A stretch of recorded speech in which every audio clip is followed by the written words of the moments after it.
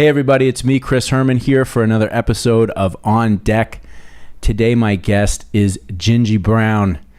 Really enjoyed this conversation. I met Djinji a few years ago. Djinji is the owner of Soul Box, which is a boxing fitness gym here in Miami. Djinji's also a musician. He was the lead singer for a band called Absolution, New York hardcore band back in the late 80s. Also was deeply involved in the hip-hop community in New York. His father was a tremendous jazz player.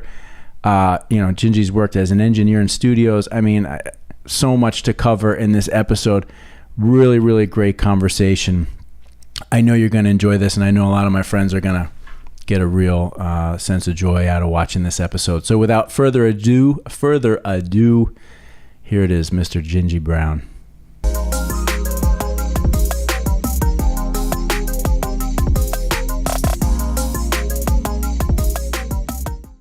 Djinji Brown, welcome. Thank you, Chris. How are you today? I'm doing good, man. How are you? I'm good. You're on deck. Yeah, I'm on deck. Hands on deck. Hands on deck. Yeah, hands on deck. I am first and foremost really appreciative and thankful for you coming and spending time here today. Well, thank you for the invite. You're welcome. And I'm really looking forward to this conversation. There's a lot that I'm curious to talk to you about. I have an open mind, so. Me too. Feel free. All right. Let's start off with your current primary deal, which, if I say it the right way, hopefully I do, is owner and operator. Yeah. And main trainer, main coach. Yeah. Chief cook and bottle washer of Soul Box in Miami, right? I have a few hats that I wear every day. Sometimes one of the hats falls off my head, but I try to pick it up quick, put it back on. Yeah, I understand that. Yeah, Soul Box Fitness Club opened up in 2013. That wasn't the original name. The original name was Soul Train Boxing and Fitness because I wanted to create a soulful training experience. But about a year into it, I got a cease and desist letter from Soul Train Enterprises. Really? Yeah, also because I was, in my naivete, I was kind of marketing it along with musical analogies and metaphors, and and they were like, bruh, they sent me a whole PDF of Facebook posts, and they were like, you can't mention Don Cornelius, and it was like, yeah, and when you're boxing, everybody's in the sessions like being the Soul Train dancers. They were like, bro. So I had a logo that I really liked. There was a fist with 7 rays coming behind it, and the way I came up with that logo was right before the gym opened up. I took my last vacation. I took a 10-day trip to Rio, and I was on the beach. And I knew I needed a logo. I had this name, Soul Train. I knew I needed a logo. So, in one hand, I had a coconut, and the other hand, I didn't. In my right hand, I had a coconut. I'm walking down the beach, Praia Macumba. I remember it. And I just put my fist up, and I saw the sun, and I was like, there it is, Soul Train. So I was already dealing with the play on words from SOUL and SOL from the get. The phonetics they were there because I wanted the training experience to bring out your inner light rather than just what do I look like physically. The physical aesthetic of the fitness world is it's not fair. Nobody looks alike. We're not supposed to look exactly alike. Everybody's got the same things, but we have different ways that it's put together. So, when you go inside, that's the energy level you should, not energy level, energy source you should be trying to, bring out as your inner light. So I'm like, boom, soul, and then the box with the fist, the empty hand. So anyway, when I came up with the name Soul Box, it wasn't the most original name, but I looked at the logo and I said, well, what do you see? And it was just 2 things. There was these sun rays, and then there was the fist. So I said, I knew I liked soul, and I wanted to put box in there. And I said, well, soul, Florida, Sunshine State, soul, inner light, soul. Okay. Latin community, soul, boom. And soul for sun. And then it just came out Soul Box. So it has a lot of different not so much meanings, but just how I came together with it. Yeah, but I can tell you, as somebody that's been in marketing and advertising the bulk of my career, it's very rare that somebody can really share the backstory of the brand, right? And it's so important to be able to do that. Like I didn't know that, and that really gives a nice insight into your business and what it is that you're trying to accomplish and share. It's really cool. Thank you. I'm not a businessman. I didn't finish I finished high school. I went to college for half a semester and quit. So everything that I've been learning about business, about life, has been on the fly. It's just been doing it.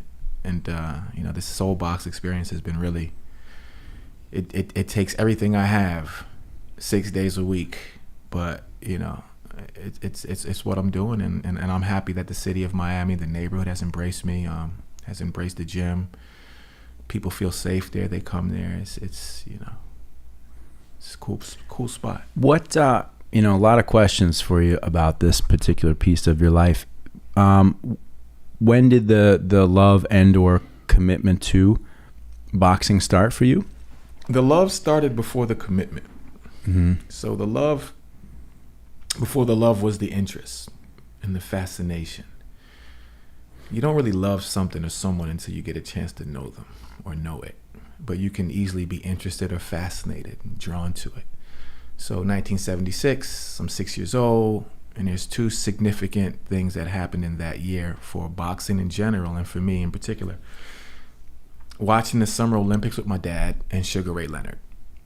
He was the star of the show. Mm-hmm. He was the star of the boxing team. It was a great boxing team, of which I don't remember all the participants, but Sugar Ray Leonard, he was it, gold medalist.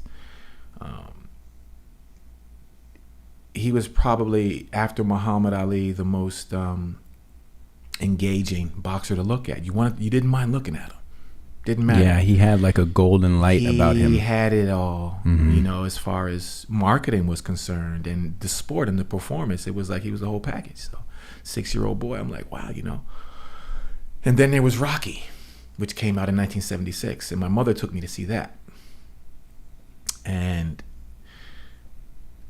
I identified with Sugar Ray Leonard in the Olympics, but then we all identified with Rocky in the movie, to the point where I went home and drank raw eggs and threw up, and I tried to do push-ups, and I hit my chin on and my mom was like, bro, Try 2 hands on the push-ups first before you do one, right? I couldn't even do that when I was 6. I mean, my little chicken chest just fell completely, but that's where it started. And my mom and dad separated in the mid-70s, and I would spend weekends with him. And so my dad was not into basketball so much, football or baseball, but he loved boxing. He was a jazz musician, and a lot of jazz musicians from his era loved boxing. His love interest started in the 30s with Joe Louis. And so, boom. So we're watching all those 70s, late 70s, mid 70s, late 70s, early 80s boxers. And I always wanted to do it, but I was intimidated. I was a kid who was bullied, and, I was skinny, and I had a funny name like Djinji, and I had this avant-garde jazz musician parent. My mother was much younger, and she was this, I don't want to call her a hippie, but she was hip, and she was just different. So I really wasn't about fighting people, but I was interested in knowing how to fight. But I was actually as interested as I was in boxing. I was intimidated too, so it took me a while to really jump into it. Right. Yeah. Interesting. So when did it start to take hold for you? It started to take hold through different martial arts training. And when I was 19, I did Aikido, and then I did that for a bit. And then from there, I went to Capoeira, Afro-Brazilian martial art. I did that for a number of years. My first trip to Brazil actually was centered around Capoeira, and I studied down there for about 2.5 months. Then I came back to the States, came back home, and, got into my then profession, of which was being a recording engineer. And I stopped training. Then in about 96, a small Muay Thai studio opened up next to the recording studio that I worked at. I worked at a spot called Green Street Recording in Soho. And I would, on my off time, go and train Muay Thai. Loved it. And then I stopped. My daughter's mother and I, we got together, and then 96, by 97, she was pregnant. And by 96, she was pregnant. We got together around 95, 96, she was pregnant. And then my daughter was born in January of 97. I didn't start training again until 99, and that was doing Bruce Lee's Jeet Kune Do. So taking it back, again, Sugar Ray Leonard was my first hero, and then there's Rocky, who's on the screen. But then Enter the Dragon.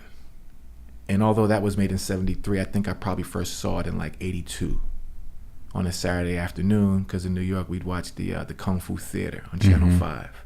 I remember that. And all the Shaw Brothers flicks was on there, and all the stuff that the Wu-Tang got there. Like, we all same age, you know, and it's Saturday afternoon, you're watching Kung Fu flicks, then you go into the park, and you start flipping around trying to chop people and kick people, and you just bust your ass all over the playground. Right. And when I saw Bruce Lee, that's when it really like clicked, because especially with Enter the Dragon, because what Bruce Lee did, I mean, his vision was revolutionary. But you know, the cast, it was him, Jim Kelly, and John Saxon. You know, so he had a multiracial cast of these lead men who could fight. Now, Jim Kelly was an actual 7-time karate champion. Jim Kelly was an actual fighter, not an actor. Mm-hmm. Bruce Lee was a martial artist, philosopher, writer, just, you know, a Renaissance man who who was an actor. But he actually had his first acting gig when he was like 6. So Bruce was an actor too. John Saxon didn't know shit about martial arts. He learned for the flick. But between watching Bruce Lee take his shirt off and be thin and ripped, and then Jim Kelly with his afro and his headphones on looking real cool, I was like, I'm somewhere in between that. I could identify. You understand what I mean? Yeah. I could identify more with Enter the Dragon in that context, and the music was fly, like Lalo Schifrin, 70s, and it was like, it was funky and it was slick and it was dramatic. You know, you got into it. I could identify more with that than the actual Shaw Brothers flicks. So I always knew I wanted to fight like Bruce Lee a little bit too. Like, who would watch him and not want to do that? Right. You know, you wanted to know how to, like, what is this guy doing? So I found Bruce Lee's Jeet Kune Do at a school called Anderson's Martial Arts. And it was located at the time in Koreatown, like on 5th Avenue in the 30s.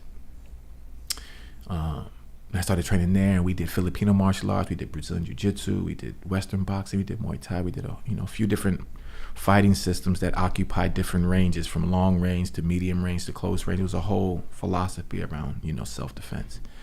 But what I really loved the most about the program and the curriculum was the hand-to-hand stuff, the Filipino stuff, the knife fighting, the empty hand applications in the boxing.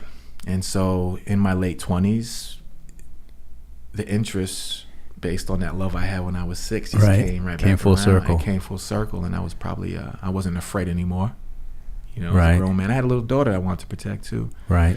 And it just, you know, so I got into it kind of late, but once I got into it, it was just like, then once I moved to Florida in 2004, I was looking for another Jeet Kune Do school, and I did find one, but in its individuality, no two schools are the same. You know, it's not a target type of thing. And I really missed Anderson's martial arts. So rather than trying to find something similar, which I did initially, I said, you know what? And I found a boxing gym. And once I got into that, it's just little by little, the different martial art practices that I had spent a lot of time cultivating, I stopped doing them, but just put all that sensibility into one. Yeah, and I just thought about Bruce, like, you know, I fear the man who has practiced one kick 10,000 times over the man who has practiced 10,000 kicks once. Right. And it was just like, and then I just looked at boxing like a martial art rather than a sport, and it just opened up a whole new perspective of how to approach it. You know, going from little, I mean, not similar to the same, but similar in the sense that, you know, my parents separated when I was young, and I was little, and I got picked on too, and, you know, I used to get in fights and get my ass kicked because, you know, I just didn't have that male role model around when I was a kid to show me, here, you know, here's your way. Put right? up your hands, son. Right. You know, so, I suffered some humiliating defeats as a child, not for lack of desire to win, but just lack of the ability. Lack of the know-how. Yeah, I'm right there with you. And I've still never at this age of my life, you know, actually gone and taught myself some sort of, you know, let's call it physical combat or self-defense training, but I have a high interest in it. My question is, what did it do for you as a young man, and what did it give you for the rest of your life in the sense of a confidence? there's nothing like feeling comfortable in your own skin. And there's a lot of, layers to that statement. I'm a pretty laid back dude in my mind. Other people might think differently, but I didn't want to be scared anymore. Like, I will avoid conflict at all costs. I don't go out looking for it. I don't want it. It's too much to lose. Growing up in New York, again, having to hop on this subway, go here. Anywhere I wanted to go, there was a certain, especially in the 80s and in the 90s, there was a certain element of danger that preceded, that was there, that was after. I mean, just to get to the party was like, shit, I got to go there. Then you're at the party. Oh, man, these dudes are here. That didn't change in hardcore. That didn't change anywhere. It was always like something there. So learning how to defend myself didn't necessarily mean that I was going to be invincible. It just gave me a fighting chance. And that's what everybody wants. You want a fighting chance. It's just like fitness and health. It doesn't mean you're not going to die one day. It just means that when, illness and disease, some form of that physical adversity comes knocking on your door, you have a fighting chance. You have some tools to work with to bounce back up. Everybody finds their own thing. Being a lifetime student of different fighting systems, and I realized that it's something that most people have to find instruction in. It's instinctual to defend yourself, but the science behind it is taught, and it's passed down from generation to generation to generation in different schools of thought: sifu, senseis, masters, crews, whatever you want to call it, coaches, trainers. It's a certain mindset that has this ability to look at a person and go, okay, this is what you do with your left hand, this is what you do with your right hand, let me show you, this is what you do with your elbow, this is what you do with your knee. Because I was all over the place, and then I had people show me what to do with it. And in each scenario or each martial art that I studied, I was so blessed to have these teachers who just, when you looked at them, you saw the art. You could just see it. You know what I mean? They just walked it, they talked it, you could feel it. It just emanated off their whole being. So just being around them made me feel powerful, where previously I didn't. So I would say the biggest thing is that it just gives me a sense of self-esteem. Like, I have to live in this body for as long as, I don't know, but for as long as I'm here, there's certain things that are gonna challenge your peace of mind, and knowing how to de-escalate situations, walk away from them, or if need be, bear down and deal with it. It just helps me sleep at night.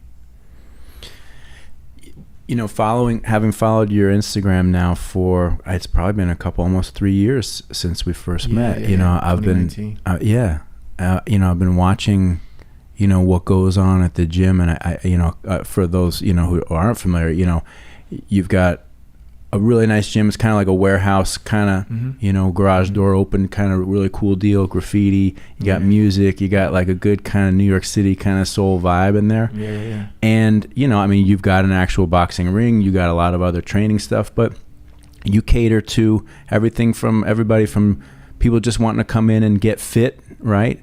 And get a little bit of training on how to move their body and protect themselves, all the way up to you got real fighters coming in that place, right? Is that accurate? Yeah, that's accurate. That was always the vision and the goal as well. Boxing gyms are they're kind of an enigma.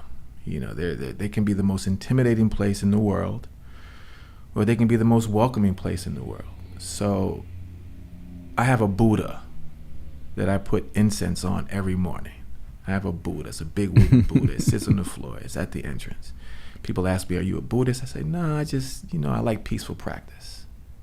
And that kind of like gets away of the intimidation factor. When you get somebody who has never done this before, and their first, thing is, I just want to lose some weight. I'm like, are you ready to work hard? Are you ready to, I was thinking maybe I could become a fighter to get some extra money. There's probably other ways you could get some extra money. But all that being said, we do cater to anybody from the person who just wants to move differently to the person who has, dreams of actually getting into the ring, having their first amateur fight, or their second or their third. And it's a wide range of psychology and a wide range of emotional, just the different characters that I deal with on a daily basis. But I just try to approach everybody from a place of, love and respect. And sometimes my little New York City impatient vibe comes across, and it happens. But it's very, very, very, very involving. It's not like anybody just walks into a boxing gym. Even guys who have fought on the street, though, yeah, man, I used to knock people out and boom, boom, boom, boom, boom. I want to come and box. And I said, that's nice, but that's different. Yeah, man, but I'm good with my hand. Like, yo, last week I knocked to do that. That's cool, but that's not what we're dealing with in here. Right. This is different. Can you discipline yourself to jump the rope for 3 rounds? Can you discipline yourself to learn proper shadow boxing techniques before you go to the heavy bag? If I tell you you're not ready for the hook yet, just keep throwing the jab, will you get mad? If I tell you, don't throw the right hand yet, just keep throwing the jab. If I want you to help me, become a better boxer, well, it's stages and it's steps. So the boxing world is so, the fitness boxing world is so crazy because a lot of gyms will focus either on, not real boxers, competitive boxers, or fitness participants. And what I found is that you can teach anybody a technique. This is what I've learned from martial arts. You take a sheep and teach him or her how to defend himself from the wolf. Usually a fighting boxing gym is full of wolves, just like natural born hunters, right? In the fitness world, it's not so much. I don't want to say sheep, but it's like not wolves. Not wolves. Like, I just want to hit the back for my cardio. I really don't want to get hit back. Yeah. And it's like, how do you bridge that gap? So that's what I've been working on, is bridging the gap. And it's really been my martial art background that's helped me be able to look at things and put a system behind it and make it standard so that somebody else can get it. It's got to be really challenging for you to, to have that wide array of students, right? Yeah, it's a trip. To really, because it's not like you've got just pros coming in there and you just know, you're honed in on that particular zone, right? Yeah, you're like, it's a lot. It's a lot, but it's a lot, but it's rewarding because it's the path I chose. When you find your purpose, it comes with its own challenges. It's not just, the gift is not just the rapping. Inside the box is a whole bunch of things that you never could imagine until you open it up. So, but it's what I chose. So it's very rewarding in that sense. How are you able to navigate through the COVID times? I use this term a lot. That was a trip. It was day by day. Yeah. Day by day. Day by day. Because I'm still navigating through, the aftershock. There's the initial earthquake, and then there's the aftershocks. And the aftershocks in this scenario have so many different, again, layers to them. But probably the biggest thing that I have taught myself how to navigate this thing is to be quiet and to not scream my way through it. Work my way through it. Because I service and work with a wide variety of people, we all have different feelings about these things. And nobody's feelings are more important than anybody else's feelings. They're just feelings. They might not even necessarily be real in the grand scheme of things, but they're feelings. Yep. And so they're valid to the person who feels these things, whether I feel them, believe in them or not. So I've learned to be patient with myself. I've learned to be patient with others. That's probably it's like doing pull-ups. Once you stop doing pull-ups, your body forgets how to do pull-ups. You're fighting gravity in your own body weight. It's a hard exercise. And patience in this particular context was very hard, because, and even my feelings and thoughts changed. They went from here to there, to there, to here and back and boom. So they weren't in one place for the whole time. So I couldn't even myself honestly take a hard stand on anything pro or against because, what's the song? The answer, my friend, is blowing in the wind. So I had to just take like the quiet approach, the more observant approach to like, everybody's dealing with some shit and not everybody knows how to deal with the shit. But you get your business going through this whole thing, and I mean, and that's there's a lot to be said for that, particularly when you're dealing with a business where you need people to be there with you. You know. Yeah, the hurdles. You know, so I went through all the tangibles of PPP loans. Mm-hmm. Oh my God, the people at Soulbox and the community, I'm so grateful to them because, you know, we had people donate money to keep the gym open. I had members say, look, I'm gonna get some money for you. And I'm like, no. And they're like, dude, learn how to accept the help that you give to others. It's hard, right? It's hard because your male ego is involved, first off. Oh, primarily, the male ego says, I got this, when you don't. And you know you don't have it. Oh, absolutely. The male ego is like, I'm a man, so I got this. It's raining out and I'm going to go outside in my underwear because I'm a man. And your wife is like, bro, take the umbrella. Yeah. You know, or somebody. And you're like, no, I don't need the umbrella. I'm just going across the street. So I fell back and I accepted some help, and you know, whether it be from friends, family, citizen supporters at the gym, SBA, this, that, the next thing, PPP, all of that. Again, it just had my mind like, yo, what is all of this? Kept it going. I had people leave in, like most businesses, you just lost so many. You just lost so much revenue in front. You're like, how do I recover? Mm-hmm. And you just don't know. It's just like having a traumatic accident. It's like breaking your leg or something. And you're a runner or a basketball player, just someone who likes to walk. And your knee gets smashed. And the doctor says it's going to take 6 months, 7 months, 8 months. And you're like, from the day of the trauma, if you start thinking about all the shit you're going to go through to get to 6 months, you'll lose your mind. So you just got to take it day by day. That's so true. You got to take it day by day. So yeah, we're still open, and I'm very happy about that. It's not easy, but if it was easy, it wouldn't be worth it. That's what they say. You know, I've found, you know, with this business, I've coming up on 16 years. It'll be. Oh wow. And I've been, you know, well, we're in one, but I mean, collectively, we've been through what I would call two traumatic events. One was the economic downturn of 2008, 2009. Yeah, I remember that. Which was really tough for us, but you know, we got real small and held on, and a lot of nights sleep. We weren't here, but you know, a lot of nights sleeping on the couch and just grinding through it. Yeah. And you get through those things, and you realize, you know, I think you probably agree, those real difficult, challenging situations that you don't know that you're going to make it through.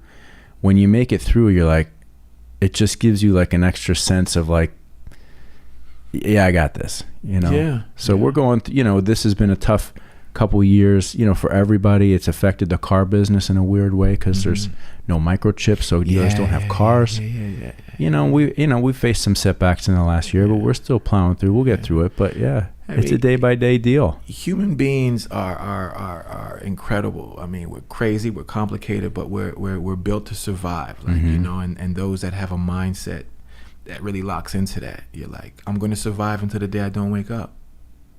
And you don't always know how. That's where the anxiety lives. You're trying to figure out how it's going to happen. Right. But just like the belief in yourself and the belief in whatever you choose to believe in says, well, you know, boom, just wake up. Just show up. Just be present. Sometimes you figure shit on the fly. Not everything is a plan, but you do have to plan. You do have to have, like, you know, a theme, a map. But sometimes you have to improvise too, and you got to give yourself that freedom to say, "Oh shit, I need to do this now," like on the fly. I love that philosophy. You know, I'm definitely a person that I like and I need that structure. Right. So I define my own structure or work with people to define the structure. You know, but then once the structure is set, you need that flexibility within the structure to improvise and roll with it, you know? I mean, you have guitars all around. Yes. It has a fretboard. It has pickups. It has 6 strings. It has notes. And that's what you see tangibly. That's the structure of it. Yep. Some have preamps in them, some don't. But then you get the person behind it who has taken the time to learn the physical structure of it, how to hold it, then learn the sonic structure of the notes, the scales, the chords, and then says, okay, I'm going to do this with it over the years. And, you know, what's the engineer's name again? Gregory. Yeah. He talked about Pat Metheny. So I mean, you know what I mean? There it is. Or Jaco Pastorius, or again, Sugar Ray Leonard. Boxing has a structure to it. But the fighters that really touch us in our heart, that like make physical violence look like music.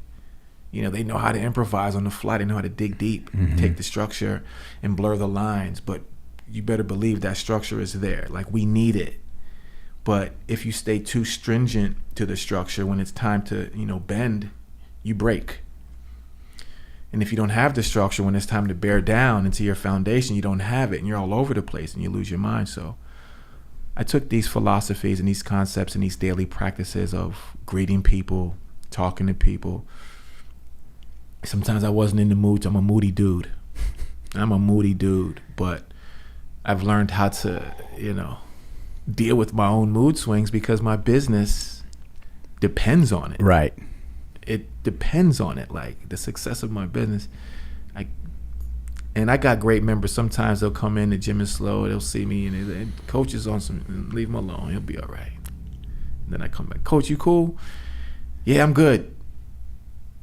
And you know, they know me, they love me. Right. You know, I give them space. Sometimes I'll see somebody coming, I can tell just by the way they walk. Oh shit. Oh yeah, I see it here today. So I'm like, whoa. Yeah. Okay. So and so's not a good day. It's not a good day, but they're here. Right. Mm-hmm. They're present. They're working through it, and that's how I continue to. That's how I dealt with the COVID crisis. I just got through it, and tried not to scream at the world that they should get through it the way I get through it, because that's not fair to me, to them. I just, you know, hey, yo, just get through it. Mm-hmm. Try not to hurt too many people along the way, but just get through it. Yeah, hopefully we're getting through it. It feels like maybe we're, you know, it's, you know, don't know yet. We'll see. One of the things that stuck out primarily, you know, I listen to words. I listen to the way people say things. I listen to the tonality. I listen to words. I listen to lyrics. You know what I mean? So when this new thing happened, a new series of lyrics were ushered in. It was social distancing. It was the new normal. It wasn't physical distance or proximal distance. It was social distance. Right away, I said, why do we need to be more socially distant than we already are? Mm-hmm. Interesting perspective. Proximal distance and physical distance of 6 feet, I could understand those words. Social distance. I said, this is not healthy to a society, to a world that has always been plagued with social issues since the beginning of time. Right. Why more distance? Then there was the new normal, not the temporary normal. And where everybody was waiting to get back to normal, I knew or felt that get used to this shit, because this is the new normal. The language told you. Now, how you feel about it, that's another conversation. Right. Like I said, I'm not a screamer. I speak. Because when people scream at me, I just shut off. I don't want to hear it. You could have the best argument. You could have the most righteous shit to say. But when you scream, like, what are you talking about? Right. Right? So between social distance and the new normal, somewhere I inherently understood that things are going to be different from here on out. They're not going to be 2019 ever again. No. Just in the language. I didn't need a lot of banter. I didn't need a lot of examples why. That was enough for me to look at people, to look at how it affected our human behavior, our interaction, how it basically was like an IV full of fear. Just shot right into your veins, right? It's like a hot shot. And we OD'd. Oof. Because we had no choice. Whether you were fighting against it or going with it, again, it didn't matter. It was an overdose. It was an overdose. It's, it's still going on. It's funny. Last night at dinner,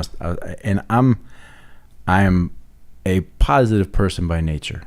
I've also been pushing myself really hard, so I'm tired. I'm a little bit more run down. I'm not taking care of my physical self the way that I normally do. And, as the body goes, so does the mind, right? And last night was the first time we were talking about some stuff, and I was like, I'm legitimately fearful of some things right now, right? And I know that I'm tired, and I would rise above that in a better physical state. But in the moment last night, I was like, yeah, no, there's some seriously, and sometimes it's a conscious choice. Like, I know that there's certain things right now I'm like, I probably just need to unplug from this, to get myself in a more restful, peaceful place, because regardless of what's going on in the world right now, and I credit my wife to this, she's like, us. Yeah. Yeah. I'm like, but I gotta do this, I gotta do that, I gotta handle this, and it's, sometimes you need to hear that. And I heard that last night. We all need coaching. Yes. we all need coaching, bro. Coaches need coaches. I'm a coach and I need a coach. Yeah. You know what I mean? We all need it. And I'm one of those coaches that I'll have a fighter and he'll come to the corner and I'll say, yo. I hear other coaches, yo. I say, hey, man, I give him some simple direction based on what I see and say, if it don't work this round, try it next round. If it don't work this sparring session, but we're gonna try it. Mm-hmm. Coaches need coaching. Mm-hmm. And if you're a business owner, you're a coach. Yes. If you run your own business, you're a coach. If you're a parent, you're a coach. If you're a husband, if you're a wife, you're coaching each other. The ability to listen to each other, because if you just listen to yourself, you'll go crazy. Oh yeah. real quick. Without a doubt. 0 to 60, just batshit nuts. Yeah. And especially I don't even think it has anything to do with intelligence, because everybody wants to be right. Everybody wants to wake up and be like, I did the right thing, I'm right. But when you wake up and you realize that you could have done something different or better, or that, I was actually wrong. I'll get another opportunity to right it, but shit, I was wrong. It takes weight off your shoulder. It does, I think I'm pretty good at that. I also know when I resist it, you don't want to, but man, it's sometimes just the simple saying, I fucked that up. I'm sorry. I'm wrong. You know, that's it. If we could all be 10% better at that, the world would be a significantly better place. It would. But I don't expect it to be on a global level. So what I know I can manage is my own, like your wife said. It's just to be that in your own world and with the people who you can reach and touch. And social media is an incredible tool. There's a man who I was following for about 7 years who recently passed away. I never met him in person, but I felt like I knew him. I want to say rest in peace to Austin C. Johnson III. He was a motorcycle enthusiast for years, an MCMF, motorcycle motherfucker. Right? He started riding in 1967. Him and his friend George Bennett, and they had a 55-year relationship based on being friends, being from Brooklyn and riding motorcycles. George moved out to San Francisco in 1970, and in 1971, Austin Johnson rode a panhead chopper by himself across the country to see his friend. Real life Easy Rider shit, but with two black American men. This brother rode across the country, right? Austin passed away, and I really, really felt like I lost a friend. I never met him, never shook his hand in person, but we interacted, and it was so sincere. He shared his story, his love for motorcycles, his friends, biker history, his family. He shared his love every day. He prayed for people. He shared himself every day on social media. 76-year-old man. It was like he was a millennial who knew how to write. He just told his story. Right. And he connected with people. now that he's not here in the physical, that's the legacy he has left. I want to be something similar so that when people look at my pages, my social media page, it's not so much about how many followers I have, but like, what legacy am I leaving? It's not about the legacy. It's about the feeling. What feeling do you get? Do you feel like, you know,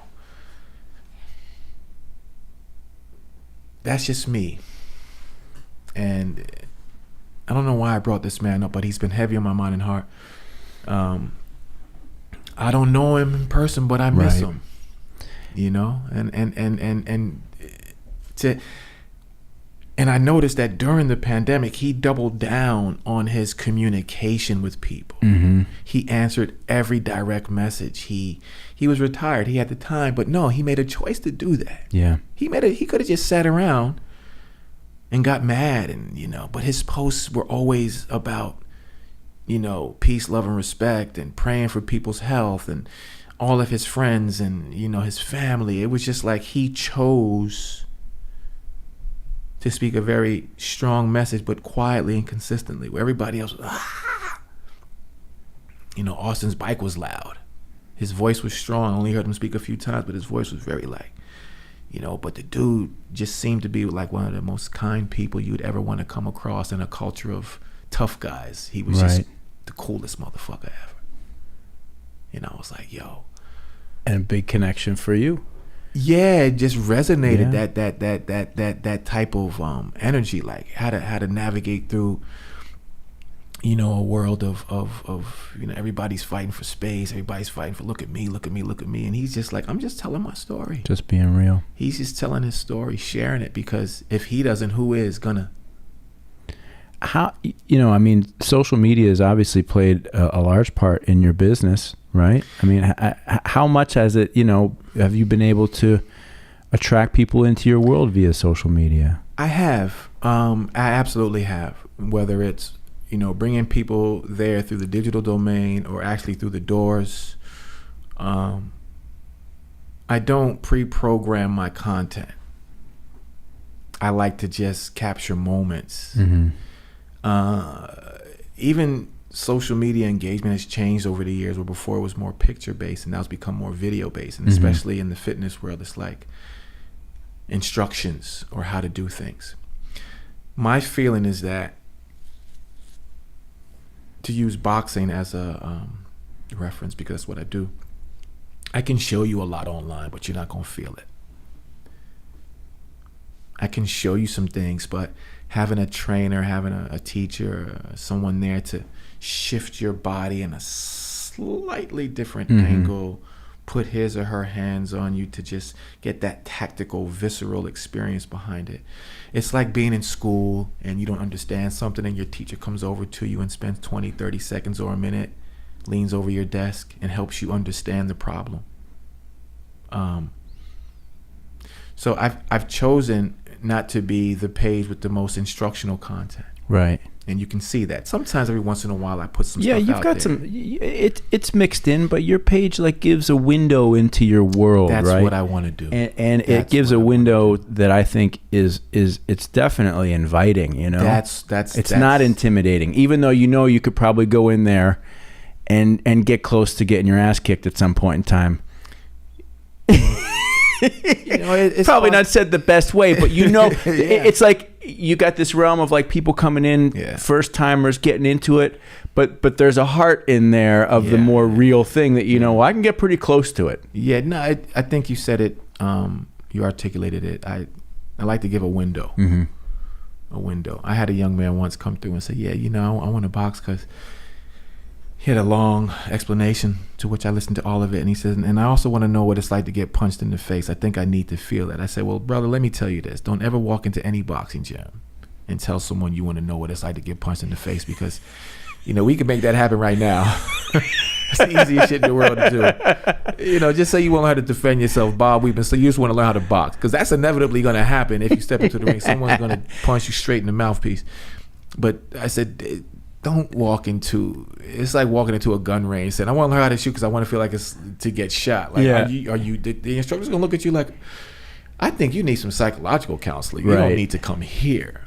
but he meant well. He just didn't, understand, like, nah, that's not, but let me show you how to throw a jab. Right. It's a lot more than meets the eye. Another cool thing about your gym is the musical component. Like, you've got music going, like it's a vibe. And so this is my crude segue into the music topic, which I'm really excited to talk to you about. Cool. But yeah, I mean, you're creating a vibe there musically as well too. Absolutely. At the heart of everything I do is music. It's rhythm. It's the history that I come from. I wouldn't be here if it wasn't for music, because I met you through a man that I met doing music, John Joseph. That's right. Everything for me goes back to that. It does. My father, Marion Brown, rest in peace, was a jazz musician. My parents met in the late '60s in Paris. He was one of those dudes back then. He was one of the top, cats. To talk about him as a whole other conversation. I'd love to get there though. I spent the whole morning listening to his music. I miss him every day, but I'm glad that I had him for the time. I have him forever, but I'm glad that I had him when I did physically. I worked as a record. Well, I mean, you asked me some questions because I could just go off on tangents. What do you want to know? All right, so let's start with Absolution and New York hardcore. Okay. Because I'm pretty damn sure I saw you at CBGB's when I was in high school. It's probably true. I got into hardcore in 85, 86, but it wasn't hardcore right away. It was punk, and before it was punk, it was new wave, and before it was new wave, it was freestyle. So it was a whole pathway to it. I just didn't go from hip hop to hardcore directly, which is what a lot of people think. No, it was a thing. And my good friend, longtime friend Sergio Vega, who's played with Quicksand and the Deftones, that was my man.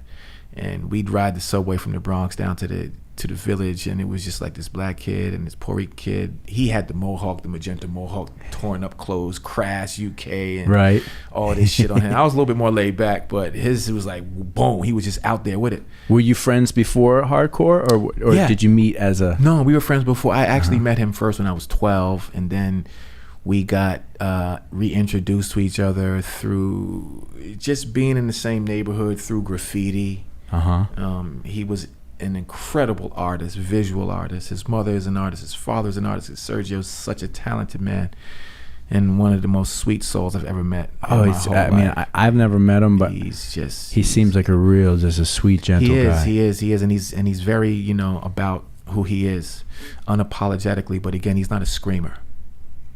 And I took a lot of inspiration from him. So I remember he starts going to Danceteria in 86, and he's like, yo, Djinji, you got to come check out this spot. It's like 4 floors of whatever you want. It's hip hop, it's punk, it's new wave. And it's just like, my mom won't let me go. I'm 16, and he's like, you got to find a way to go. But I followed him downtown, and first you stop in the West Village and 8th Street and stuff, and you see the punks and all of that. And then there's the punk rock style you can buy, and then there's the punk rock style that you have to live. And at first you do a little bit of both, right? You got to buy the leather jacket, you got to buy the studs, you got to buy the creepers, you got to buy all this shit. And then after a while you're like, I don't want that. And then you take the trip down 8th Street and you're going east. And the further east you go, the more dangerous, the more exciting it gets. Goosebumps and shit. And then you get to the Bowery and Astor Place, and then the Bowery, and then you're like, now you're in the East Village. And it's like, wow. And you get the Sounds Records and so on and so on. And it's like, now we got to go down to 2nd Avenue. And then you're like, okay. And then you got to go to 1st Avenue. And then you get to Tompkins Square Park. And then you walk down St. Mark's Place, Avenue A, and Tompkins Square Park. And it's just like, what is this? It's amazing. You never seen it. At the time, the entrance to Tompkins Square Park on St. Mark's Place and Avenue A, it was just like you just walked into the punk rock world, into the hardcore world, and it was very intimidating. It was just like, what is this? But it was fascinating. So I got into that. And Sergio was always really on the punk side, and I started gravitating more towards the hardcore side, because I liked the rhythms of, Mackie on the drums. It just reminded me of hip hop. Fucking best. So, I remember the day I went to CB's for the first time. I actually went by myself to see Murphy's Law. Like, I walked in there by myself, and I was scared. I was like, this shit is nuts.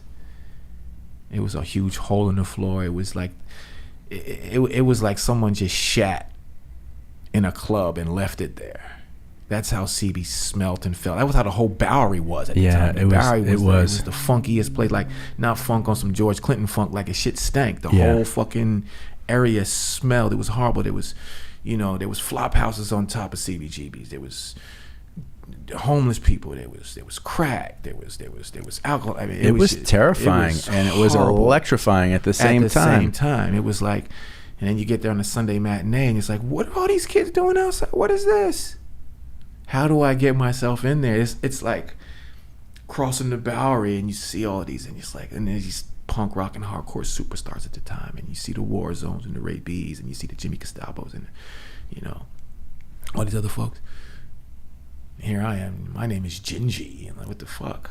Where do I fit in? So once I started to jump in the pit, is where you start expressing yourself, and all my little angers could be released.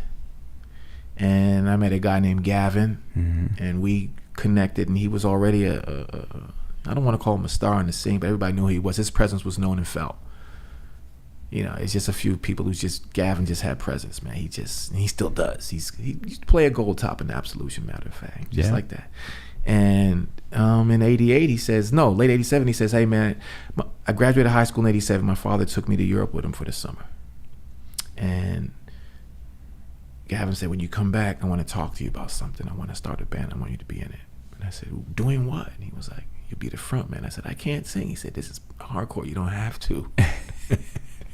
HR sung. He was the only guy who really had like singing chops. Right. For real. Yeah. Like, I'll argue with anybody about that. Everybody else just had a way of vocalizing. Yes. In different, tonality. Powerful tonalities. Powerful tonality. That's right.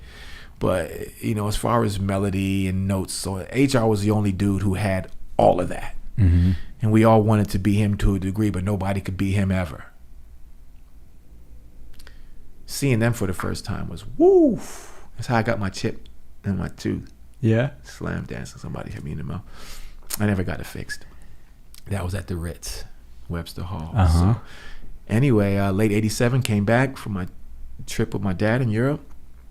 We started rehearsing. Gavin put together a band, and he had a guy named Alan Peters who had just left, broken up, got kicked out. Rest in peace, Alan, from Agnostic Front. Yeah. Then another guy named Greg Johnston, who's from Ohio.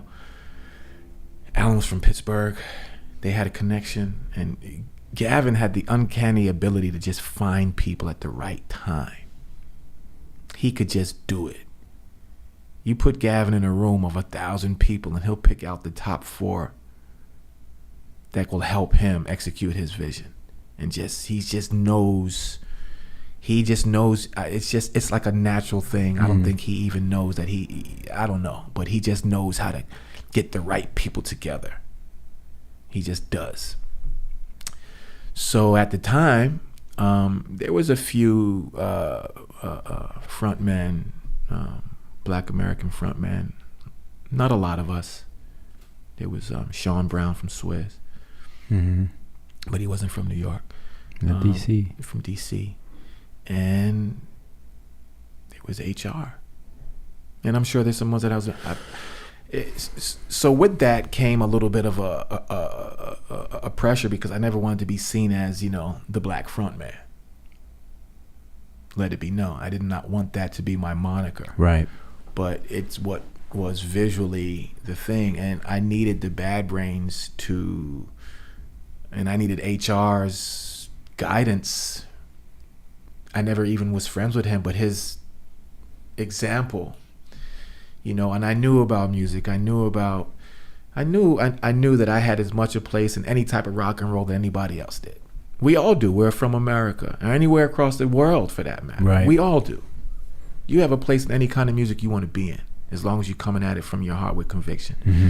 But the music business and society, again, it likes to separate things and go, you play this and you play that and you're over here and you're over here. And New York was the kind of city where you really couldn't. We're going to break every rule about everything. Everybody's going to do whatever the hell they want to do.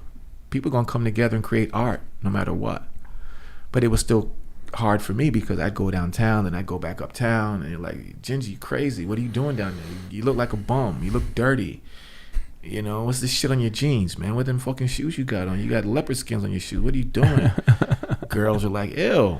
Right. I had to go downtown to get some acceptance. But funny enough, doing that, people in my neighborhood were like, yo, Djinji just does his own thing. He's not doing what everybody else is doing. So Absolution, we did what we did, and we had a great time. 87 to 89, then we broke up. And then shortly after that, I just, I left the scene. By about 1990, I was out. Let's touch on this just a little bit more before we venture on, because I think, I'm a suburban kid, grew up in nice New Jersey, grew up in a little log cabin near a lake, and none of my none of my kids that I grew up with gravitated towards this music, but I did find my group of friends. And probably a little bit later, I think we really didn't start venturing into the city until about 88, 89, 90, around then. So, that whole first wave of New York hardcore kind of already happened. Now we were kind of in the second wave. So Agnostic Front and, all that stuff happened. It already happened. Yeah. We kind of came in a little bit more during the Youth Crew time, Youth of Today and Bold and stuff like that, right? Yeah, I remember clearly. But, the experience for me was really the same in the sense that, I wasn't an outcast growing up, but I kind of kept to myself and probably had my own insecurities and just kind of finding my way. But there was something about getting on the train, taking the path into the city, and getting out. I think it was 8th Street or 9th Street, Yeah, 8th Street. Yeah. Getting pizza at Ben by Frank, what was it, Ben by Frank's? And there was a record store right there too. But that whole experience of venturing in, right? And just like you said, heading down, getting closer to the Bowery and, sweatshirt pulled up, sort of trying to act tough. We're probably a little scared at the same time. And then you get to you see this big line at a Sunday matinee at CB's and you're like, holy shit. Yeah. Right? Yeah. And then getting inside and just the sort of that air of, I don't want to say there was an air of physical violence, but there was a tremendous amount of strong masculine energy that, could be fearful. Well, it was like the UK punk group, GBH. There was always grievance, great bodily harm that could happen. And always. To push yourself into that. I mean, I'm 16, little, and then to push yourself into the pit because, you hear all these stories, but there was something for me about the heaviness, the energy, the power of the music, man. It really, I was thinking that as I was driving in today, there was something about, for me, punk rock, but particularly hardcore. And it's not to say my dad wasn't around, my parents separated, he was in my life. But there was something about being in this environment that was the first environment where I was around a lot of men, expressing something that built something inside of me at that stage in my life. You just, it was a lot of us young men, a lot of us teenagers, adolescents. I think in the same way that, well, okay, let me settle down this train of thought so I can get concise with it. Most punk and hardcore kids in their home life, in their own neighborhoods, they were an outcast to some degree. So we found a place to fit in where everybody was an outcast to some degree, and that gave us comfort. Mm-hmm.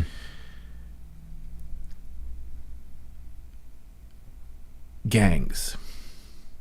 Hardcore wasn't a gang, but there was cliques, but it was a culture. Like you said, very much centered around young male energy and not knowing what to do with it, the same way that street gangs are, with a more violent nature, where you feel like you're part of a family. Mm-hmm. And in order to prove yourself, you have to put yourself out there and put in work. a lot of that work is violent. Whether it's getting jumped into a street gang, whether it's, knocking a dude out because they said, look, you want to be with the gang, you got to go knock out that dude. Whether it's going into hardcore, you were not going to be respected in the hardcore scene if you couldn't get down in the pit. If you were one of those dudes who was 3 and 4 and 5 rows back watching shit, we knew, bruh, you ain't really, as the terms say, about this life. So you kind of push. The pit was a boxing ring with a bunch of, it was like a free for all, like a boxing ring. And the fear that was there at first was like, yo, but as you got closer, and then once you got in it, then once you got your first hit, somebody slams on you and you're like, okay, and then your adrenaline hits. It was definitely like a gang mentality, different sets, different cliques. You know what I mean? And we had the Skins and the Punks. It had all it was tribalism. Yeah. It was all these things, but really just like human nature. And looking back, I go, wow, man, you mean to tell me where I could have been at parties dancing with all these girls, I chose to go slam dance with all these dudes? It's a trip. Yeah. You know what I mean? Like, it's a trip. Because uptown where I'm from, they're like, bro, what are you doing? You don't want to go to this party and slow dance to the Mary Jane girls at the end with Vanessa or Yvette. You want to go downtown and slam dance with a guy named Jim. And I never thought about it quite that way, but it's true. And we did it every weekend. Every Sunday, religiously. Yeah. You know what I mean? You waited all week to see who was going to that spot. But, we did it. And I did it. And I don't have that energy in me anymore. I revisited hardcore in 2008, largely because of the influence of John. He was down here and he played, and I walked into a love-hate bar and he was like, yo, Djinji Brown. He was happy to see. I first met John when I was 17. So I've known him for a long time. And he was like, look, man, you need to put the band back together again, kind of shit. Like, you have a message and an energy people need to hear. So he was such an influence on me. When I was younger, I took heed, and he said, let me do this. I was already had my hand in this style of music, that style of music, so getting back into hardcore was a challenge. And I did it for about another 4 years, longer than the first time out. But what I realized was that the group, I only ever was in one group. I wasn't in the hardcore scene long enough to be in multiple groups. I was in one group. I did one thing. That was Absolution. I didn't do anything else. I left and I came back, and it was just for Absolution. It wasn't even for the whole scene, to be honest with you. It was for Gavin. It was for the music. It was for Sergio. For us. I didn't realize that you guys even got back together. We did, from 2008, and we had a few gigs from 2008 to 2012. And Sergio was playing bass? He played bass on the first gig in 2008 at the Knitting Factory. Okay. Shortly afterwards, he got the call to go to the Deftones. Right. Their bass player had tragically passed away, and they already knew about Serge, and Serge went and got down with the Deftones for a number of years and toured with them. And then we recorded some songs. We wrote a couple new ones and re-recorded the older ones. But yeah, it's been 10 years. I was listening to your first, to the EP on the way in, because it's been a little bit, and I wanted to listen to it again. And the one thing that really struck me about it, and I realize now that it kind of always resonated with me way back when I first heard you guys, I don't want to say that there was like a model for New York hardcore style, but it was, if you look at Agnostic Front, if you look at, the Cro-Mags were a little bit different, but there was typically this, like, this fast, slow progression, right? And you had certain chord progressions that there was like a tonality to it, right? And when I was listening to Absolution on the way in today, there's something about Gavin's guitar playing that's got like almost like a little bit of a jazzy dissonance to it, right? Like, he's not just running bar chords, repetitive bar chords, right? Yeah. So there's like this sort of angular jazzy dissonance that shows up in it that I never thought about it until this morning as I was driving in, and then I'm listening to your vocals, and I'm like, And there's sort of like this real sort of free form style to how you were doing your thing. So I'm wondering how much some of that came from your upbringing with your dad. I think a lot of it did, but not consciously. Right. Because the last thing I wanted to do was be a jazz musician at the time. Because it wasn't the music of my generation, number one. But number two, my dad was so good at it. I did not want to compete with him in his world. Like, bro, that's your bag. Right. I'm not going to... Now, in retrospect, I wish I had studied the language so that I could have applied that musicianship to anything I wanted to. Right. So what the Bad Brains did. They were like jazz fusion. They were jazz fusion guys, yeah. From the 70s. So they're growing up listening to Mahavishnu Orchestra and Herbie Hancock and Weather Report. Mm-hmm. And they took all of that. So when you hear those runs, that's what Gary's doing. It's jazz fusion. That's why they can play at that tempo so tight. Right. Without missing a beat. In HR, you're hearing the church. A lot of people don't talk about it enough. When I would listen to HR, I'd hear gospel cries and gospel screams. I would hear the blues. You know, I know what it feels like before I know what it sounds like. So when I would go back and listen to older Absolution stuff, I said, yeah, you were. And I was on tour with my dad, you know, and so yeah, there was a free form vocal approach that I didn't even want, but that just came out naturally. I wanted to be like, you know, HR and John. Right. Those are the guys I wanted to be like. And you hear that in a lot of guys from that. Like even if you listen to like Ray from Youth of Today, he had that rah, rah, you know, they were so influential. Like you couldn't get away from it. You know? Unless you chose to, and I didn't choose to get away from it. But Gavin's songwriting was just really different. And here's a guy who didn't go to academic music school. He knew music. He knew his notes. He knew the structure. Mm-hmm. But it's not like he had a degree in, you know, jazz guitar. Not at all. He had a degree in Gavinness. Yeah, it was like he had a really cool, brutal heaviness to his playing. Yeah, but that was also, and I'm like, I mean, because he typically played stage left, didn't he? I seem to recall that because I remember being I remember being like right up front, and he was there and stage left. Bass player usually stage right. Yeah. But it's funny. A friend of mine who we used to go to shows with, he named his son Gavin. I'm pretty sure after Gavin. No, I mean like I can't. I mean when we talk, we text each other. We always finish with I love you, bro. I love you. It's not just like, you know, hey dude. Right. You know, Gavin's one of he's been through it all, and you know, like I said earlier, he's had the ability to choose the right people at the right time. With his physical culture collective, the Diamond Heart Muay Thai gym, he has the right coaches. Like Gavin just knows how to align himself with himself, so that when he needs to align himself with people, he's aligning himself with people that are aligned with themselves. You know, it's just what he does. It's a cool way of saying it. Yeah. I think having been able to have a window into that world for a short period of time, I mean, that like the music of that time period affected me in every way, shape, or form. And to see how, you know, so many of the bands, you know, see John still doing it, you know, to see Agnostic Front's going out on another tour this summer. Yeah. You know, like to see these guys 30 and 40 years later, still sick of it all, still touring.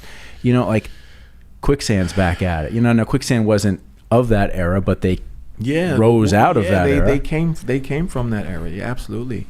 And absolutely one of my favorite bands that ever came out of that. You know, but like to see all the guys still doing it, I get such a sense of like, that's just fucking cool. No, it's beautiful. Yeah. You know, it's beautiful. I think Sick of It All is probably the most prolific in the sense that they never stopped. They're like the AC/DC of hardcore. They absolutely are.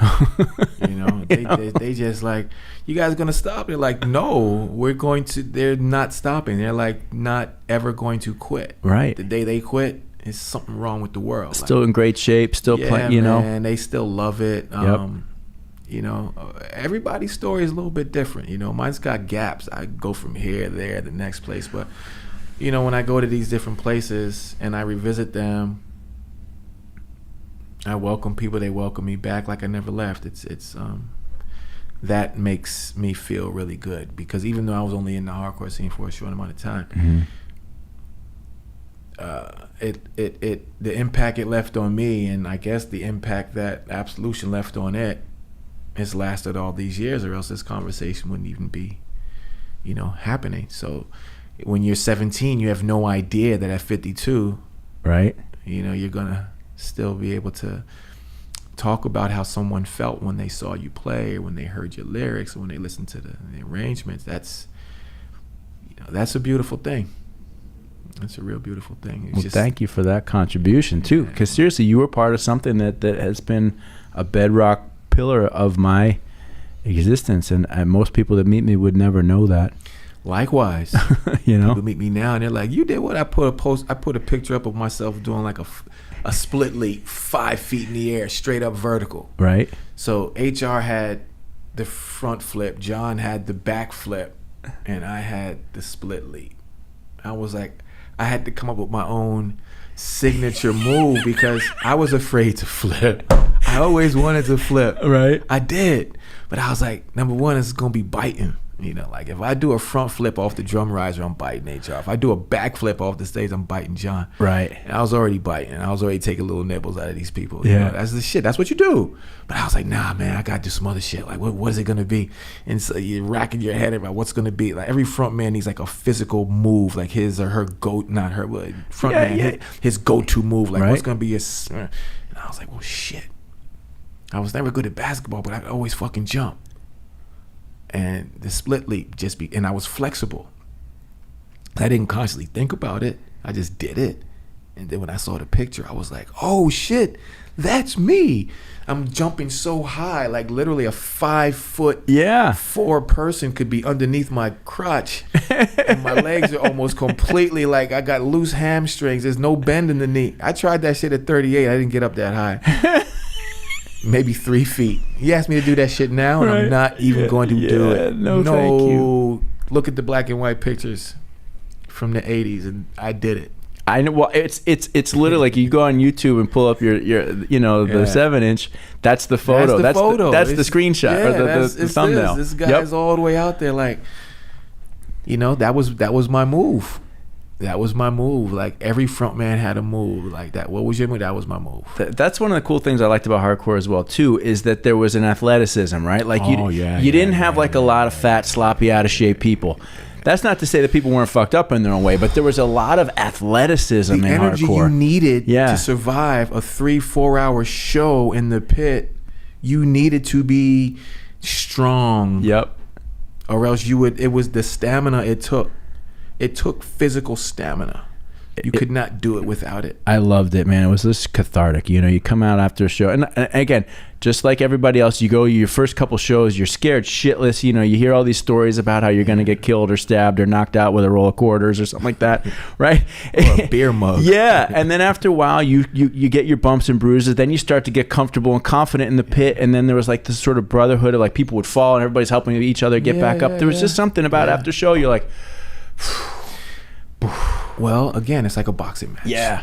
You got two. I can't say you got two dudes go in there and they beat the shit out of each other for 3, 4, 5, however many rounds. But then there's a level of respect. They usually hug each other afterwards. I've seen boxers kiss each other on the forehead. Like, you know what I mean? Mm-hmm. Where they're not going to do that to any other dude outside of their father or their son. But the camaraderie, the respect, the bond that's built through contact. And because men aren't taught and encouraged to hug each other and say, I love you, we find different ways to do it. We do it with our children. Right. When they're little, but then they get old and you're like, you can't kiss your son because, and you go to different countries and sons still kiss their dad on the cheek. Yeah. But here, it's kind of shunned upon. But you still need that contact. And then, maybe your dad wasn't in the house to hug you every day. You still need that contact. Humans need contact, which, again, bringing it back, that's why that idea of social distancing was so just not so much demeaning, but it broke us down. People need that electrical, like, we've seen it. I mean, people need it. Yeah. People need to be close to each other, enjoying the things. Yeah, I know. In it's community. like we're all like, you know, with this bullshit. Man, you know, like, you go to a show, you go to a concert, you go to a church, you go to a temple, wherever you go, and you're there with people of like mind and heart expressing yourself. And then you go your separate ways. But that community, that common unity, right? Yeah. Boom. And you're there unified because you have something in common. And it builds bonds. It makes you feel like your presence on earth, like you're not crazy. Makes you feel like, okay, I'm going to be all right. I'm going to get through the next work week.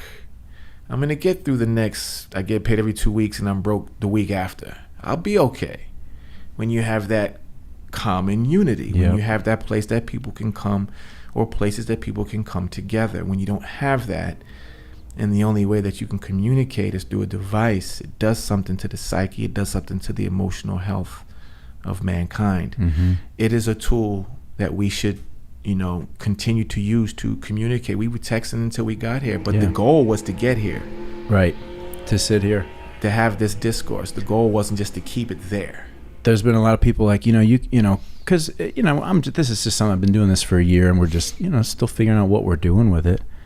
And people say, well, you could, it'd be easier for you to get more guests, if you did it like online or you did it via Zoom. And I'm like, I don't want to. Like, the whole thing is about sitting across from another human being. It's important. And interacting and just seeing where the conversation goes. It's needed. Yeah. It's important. I remember in the recording studio in the 90s, I worked with the great hip-hop producer Pete Rock. I was his assistant engineer on his first album. And I was an engineer I got into engineering because of hardcore, because of Jerry Williams, because of the Bad Brains Roar cassette, because of his work with the Cro-Mags. Like, everything goes back to music. Everything goes back to music. So I remember you're in the studio, the days of Ampex 456, or 499, 2-inch magnetic tape, 24-track machine, put it on, tails out, boom, reel it. Okay, who's the guest vocalist today? Such and such. Oh, they're coming to the studio. So whoever the guest vocalist is comes to the studio. Right. To physically lay the vocals down. Mm-hmm. Once the digital domain came in, I'm going to record my vocals and send them to you. Songs still sound good, but man, that vibe in the studio between artist to artist, rapper to rapper, or whatever, like, there's a classic hip-hop song from Gangstar called Above the Clouds. Rest in peace, Guru. I remember the night it was recorded. And it's with Inspector Deck from the Wu-Tang and Guru, produced by DJ Premier. I was in the A room, the engineer for Inspector Deck's first album, a couple songs. He booked out 3 or 4 days at D&D Studio. I used to work there. And we're in one room. DJ Premier and Guru and Gangstar, they had Studio B. That was Primo's room. So anytime Primo booked the spot, that was his room. 99% of the time. So it's a February night, 1998. It's cold. But man, it was more weed up in fucking D&D than it was in the fields of Jamaica. It was burning. The pool room is hot. People are playing pool. They're gambling back there. It's a classic night at D&D. And I'm mixing or record whatever I'm doing in one room. And Inspector Deck says, yo, Brown, I'm going to bounce over to the B room and lay some vocals with Preem, and I'll be back and keep working on my shit. So I'm setting levels. Whatever I'm doing, I'm still doing my job. Right. But I'm like, I'm going to go to the bathroom. So you know how it is a sound lock in a studio, right? There's a sound lock, and you can't actually really hear anything that's going on in this studio unless someone opens the door and you get a little... Yo, when I tell you that the whole hallway, motherfuckers was lined up listening to this shit, and it was a classic song. And what I'm saying is, like, Inspector Deck physically going into the room with Guru and Premier to roll up however many blunts. Yeah, what we gonna rap about? Just flow. And it's a classic song. You don't get that through sending files. Well, you might, but you don't get those memories. you don't get those memories. Like I got goosebumps thinking about it. Like you could see the goosebumps, man. Yeah. Like, and every time I'm in the gym and I got the station, oh look, my skin is popping all over the place. And one of these Pete Rock songs come on, or the Above the Clouds song come on, and some other song come on that I worked on that I was in the studio at the same time. And I'm showing people a combination of 1-2 hook, body hook. And I'm like, yo, you hear that song right there? I was there. They're like, what? They can't put it together, but I can put it together, and it's so beautiful because, you know, we're boxing on these beats, man, and we're just like, everything to me is coming together. Like, Djinji, look at your life. It's all coming together. Like, I'm gonna break down this combination, and I can also tell you the history of this song that we're boxing to right now. I'm finding at 50 years old, after countless years of work and effort and pushing through and being into all these different disparate things, you know, I finally feel like I'm starting to see all the different pieces come together, right? You know, you're here, we're having this conversation, right?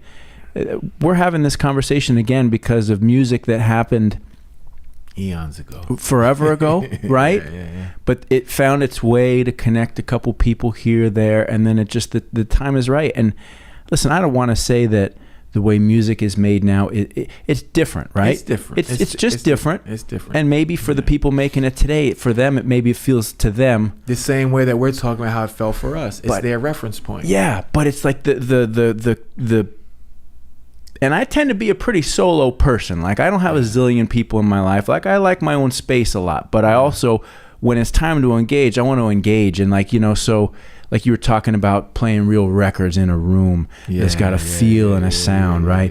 Or getting together and make music, or having a conversation. Remember those moments in the studio? I mean, one of the things that I've always loved about advertising and marketing was just the getting together to work on putting something together and then seeing it happen. And we've never been creating, we're not creating masterpiece artwork here, but we're creating shit that still helps people's businesses. And how many times I can remember we were like, fuck, that campaign kicked ass, and it fucking worked, and it helped people succeed. Yeah.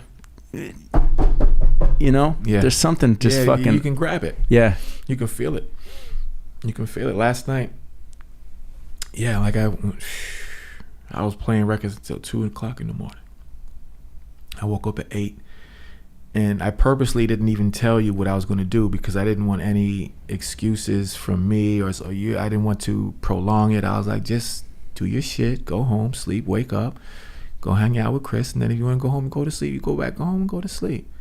You know, everything needed to flow. Yep. We made the plan, and we had a couple, you know, we had to postpone it. And I also wanted to come in kind of, for lack of a better word, high off of last night's energy, because even though I'm tired, I'm still high off that energy. So this whole conversation is even like a continuum of me playing all these records last night. You know, it was just a conversation. It's funny, you know, this morning I got up, you know, I'm a bit of a procrastinator. I like to kind of wait till the last minute on everything, because for me, like, the pressure and the energy of the last minute is what drives me a lot of times. Yeah, so I get that. I was like, you know, I done a little homework on you in just some other areas, like, you know, some of the other music you've done. I knew your dad, you know, was a jazz sax player of prominence, but I didn't know enough. So this morning I'm like, okay, you know, let's jump in. And I woke up kind of feeling a little bit like, oh, I'm a little tired. I don't feel like as fresh as I should be, you know, because I'm really looking forward to this conversation.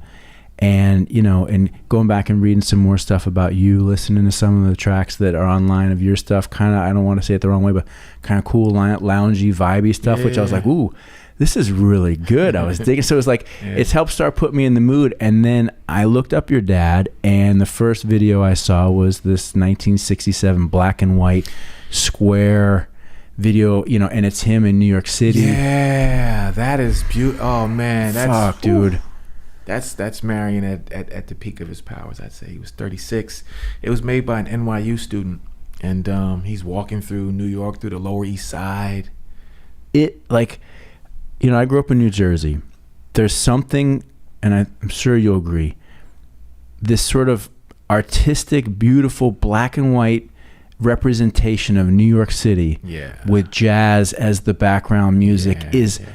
It's like an art piece in and of itself that's absolutely perfect. Absolutely. You know, your dad, and so then I kind of was wondering about the boxing thing, because there's one scene where your dad's really lean and he's flexing, he's wearing like the short shorts and bending over. He's doing yoga with YMCA pants shorts on. that set my whole morning right. Yeah, you know, he was doing yoga. He was doing yoga. He's doing a stretch. I don't know the term for the stretch, but he's stretching. Yeah.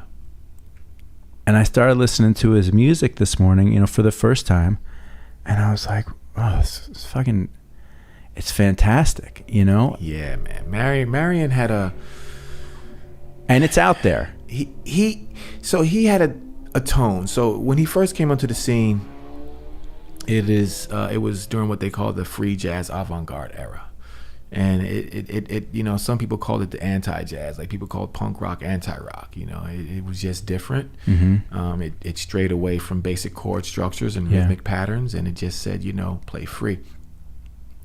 But regardless if you're in the swing era, the bebop era, the post-bop era, or the free jazz era, from my experience being around jazz musicians, the most important thing a musician could express, acquire, or have in his lifetime or her lifetime was their own tone. A tone that said, this is who I am. Miles has a tone. Yep. Charlie Parker had a tone. Charles Mingus had a tone. Thelonious Monk had a tone. John Coltrane had a tone. Art Blakey had a tone. Didn't matter the instrument. You brought your own human feel to it. Now with reed instruments and brass instruments, your tone is built by a number of different things. It's how you breathe. It's like it's your vocal texture through an instrument. It's the strength of your embouchure on the reed. It's so many different things. The last thing you wanted to do was sound like the next person. Right. And so you had different eras where everybody wanted to sound like Charlie Parker, but then Jackie McLean finds his own way, and then Jackie has his tone. And then you had certain periods where everybody wanted to sound like, you know, Ben Webster, and then here comes a Sonny Rollins and finds his tone on the tenor saxophone. And then you had times when everybody wanted to sound like Coltrane, and you know, who sounds like Coltrane? Nobody. Miles Davis, probably one of the most amazing musicians of the last 100 years, because he was able to go through so many different aspects of his tone, from bebop to this, and they made a whole style called modal after him. You know what I mean? He's just, man, boom. Anyway, Marion had a tone, and in the free jazz avant-garde era, a lot of the music was out there because, again, it didn't follow, you know, rhythmic or set chord structure. But certain songs that Marion had, like on the album Why Not, La Sorella is one of my favorite tunes, because he always would establish a melody. That's the one I was on the way in, and I made sure that I looked at my phone to make sure I knew the name. La Sorella is beautiful. Yes. I listen to it frequently because he would establish a melodic theme, a tone, not a tone, a melodic theme. And then from there, he could go out, but he always knew where the theme was, so he would come back. And when he passed away, I started doing a lot of reading about him, and some writer coined Marion the romantic rebel, because in an era of screamers, he had a gentle tone. I talked to you earlier about people screaming and how I'm good. Marion's gentle tone, even when he was out there, it was like he was a cool dude. He was laid back. You could hear all of his traditions. You could hear all of his influences in his music. You could hear Johnny Hodges. You could hear this. You could hear that. You could hear, but he had a very gentle, loving tone in the midst of all the free jazz stuff, which to some people's ears sounded crazy. I still can't listen to the album Ascension and enjoy it. That's the piece that he is on with Coltrane. It's this Coltrane album where he just went completely out, like they said. It was one of the reasons why Elvin left, but it's a very pivotal album in John Coltrane's career, and it's a very important album. But John starts the solos and Marion finishes it, and in between there's all these amazing musicians. I don't find enjoyment from that album. I think I'm trying to. I think I've listened to it. It's tough. It's tough. It's tough. But I find it's very significant, and it is an important album. But my dad's pieces like Capricorn Moon and Why Not and La Sorella and Fortunato and the album Porto Novo, those were his free jazz pieces. And you could still hear a lot of like, oh yeah, that's my dad. Like, that's Marion right there. You know, just a bird flying, just fun, just, you know, real beautiful dude, man. He came to CBGB's a couple times. And I actually one night took John and Harley to the Henry Street Settlement House in 1987 so they could hear my father's band called The Group at the time. We went backstage, and my dad, the musicians, Ahmed Abdullah, Cerrone on bass, Billy Bang on violin, Andrew Surreal on drums. They all back there smoking weed. And I was smoking weed at the time, but my dad didn't know I was smoking weed. So Harley and John walk into the dressing room like, Dad, these are my friends. Hey, what's up, y'all? How y'all doing? Hey, we good, Mr. Brown? Boom, my dad smoking. You want some? And he passes Harley and John the joint. And I was just sitting there like, ask John next time you see him. He'll tell you. I took him there to see my dad play. I mean, you know, in my mind, knowing enough of both of them, I'm curious to hear, like, what was their response to the music? Well, they loved it. Look, especially Harley, like, not especially, they both loved it. I think, you know, John loved interacting with my dad, and he loved the music, but, you know, Harley, the bass player, really connected with the musicality of it. You know what I mean? I would say that now. The experience of, oh man, we got a chance to smoke a joint with Djinji's dad, that was across the board. Like, I'm sitting there like, damn, I want some, but I don't want my dad to know I smoke weed. Yeah. No, I'm good. It took a few years for me to open up that thing, but they both loved it, and for different reasons, but for the same reason. You know, it was dope. Really great experience. They loved it. I took my dad to CBGB's. I have a picture of it. He came twice, once by himself and once with trumpet player Leo Smith, one of his oldest friends. Leo Smith, Wadada Leo Smith, is still alive. He's 81 years old. And they sat there and they watched us jump up around and shit. And I said, Dad, what'd you think? He said, well, yeah.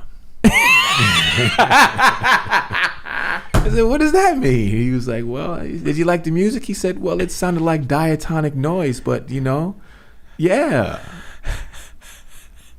I had a band in college, and we were like, you know, this was like after hardcore. So it was like, we had a little bit of Rage Against the Machine. We had a little bit of Helmet thrown in there. We had a little bit of Chili Peppers, and we were just doing our thing. And my dad came out to visit. You know, my dad was a rock and roll guy, big Springsteen guy. My dad loved Springsteen, right? My dad was fucking great, you know. And he came. I remember I took him to this club this bar we were playing at, and he sat there and he had his drinks all night and he took notes. And at the end of the night, I remember he was like, all right, or maybe it was the next day over breakfast. He was like, let's go over the set. And I was like, all right. He's like, this one was really good. This one I really liked. This one the crowd really liked. This one, what the fuck was that? And I remember it was like a real dissonant kind of Helmet noise fest. He's like, what the fuck is this? That was terrible.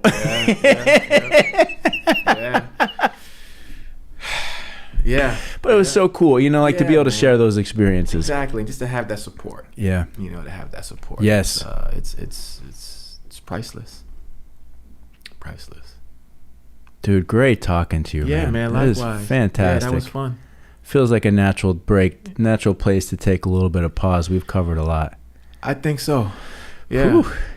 Well, hey man, enjoy your Sunday, and you know, thank you for having me up. Djinji, thank you for coming. It's been a pleasure. Yeah, likewise. Maybe real quick, give everybody a little place to where can everybody find you for our massive viewer base here? Well, I am on Instagram. Primarily, not so much Facebook, but it's SOLBOX _FC, Soulbox FC. And then if you want to see my dad, I have a page set up for him on Instagram also. It's called Marion Brown Official, and his pictures and little stories and memories that I put there, and nice for him. But yeah, I'm on Instagram. I'm there every other day in some way, shape, or form. SOLBOX _FC. There we go. You can find me there. Djinji, thank you, man. Thank you, Chris. Yeah, it was nice, refreshing, and I'm glad I woke up Me too. Yeah, man. But you have a good one. All right. Thanks. All right, You bro. too. All right. Peace. Bye.